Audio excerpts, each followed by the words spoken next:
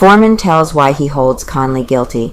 Atlanta, Georgian Monday, June 9, 1913. R.P. Barrett, in letter to Georgian, gives reasons for suspecting Negro of crime.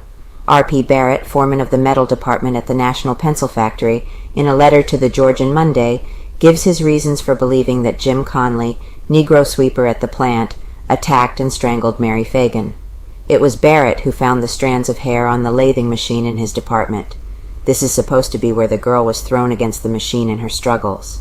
Later, Barrett testified positively that the bloodstains in the second floor were not there before the crime. He is certain that the girl was attacked on the second floor and just as certain that Conley, not Frank, was the slayer. The letter reads, Editor the Georgian, I would like to make a statement in regard to the Mary Phagan murder. Sees motive for notes. If Jim Conley found Mary's body in the plating department near the ladies' toilet, why wasn't blood found on the floor there?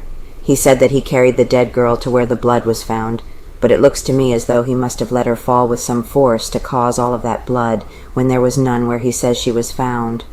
If Jim Conley wrote that note reading, that long, tall black Negro did this by himself, it looks like to me as though it were a trap to catch Snowball, the elevator boy, but Snowball's handwriting does not correspond with Conley's or Newt Lee's, and I guess Jim had to switch on to another track and lay the blame on Frank. It looks shaky to me.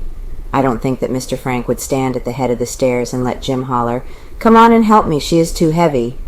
Nor do I think that Mr. Frank would carry the dead girl to the elevator when there were people working on the top floor who might come down at any minute and see him carrying the body. It seems to me that if Mr. Frank committed the murder of Mary Phagan, he would have left her body in the metal department. No, Jim carried her to the basement where the night watchman found the body, and I will tell you how he found it. Why did he go to basement? He went from the second floor down one flight of stairs, then crawled through the scuttle hole about 2 feet square, and went down the ladder into the basement.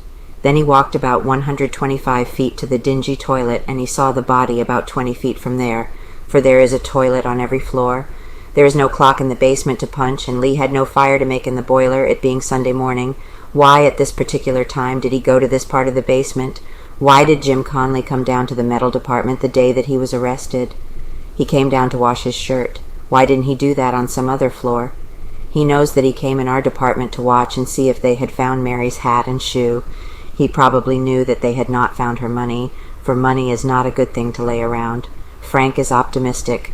Leo M. Frank maintained his cheerful and optimistic attitude during the visits of many of his friends and relatives Sunday and Monday. 30 persons were admitted to the tower to see him on the Sabbath. Among them was Mrs. Frank, with whom he dined in the afternoon. He had little to say to any of his visitors directly in regard to the charges which had been made against him. He declared, however, that he was awaiting his trial with every expectation of receiving complete vindication. He said that he believed not only that his own innocence would be proved, but that the guilt would be fixed upon the real author of the crime. Frank's appearance beats out his statement that he is not worrying about the outcome. He is a man of silence. He has done no talking since he was lodged in a cell at the county jail, that is. He has had nothing to say in regard to the crime. Of other things he has talked freely to all who have visited him. I have told my story completely and in detail, he says to all who seek to get him to talk. I will tell the same story no matter how often I have to repeat it. It is the absolute truth, and it is impossible, therefore, to trap me on any of its details. Newt Lee takes his confinement philosophically, even though no charge is held against him.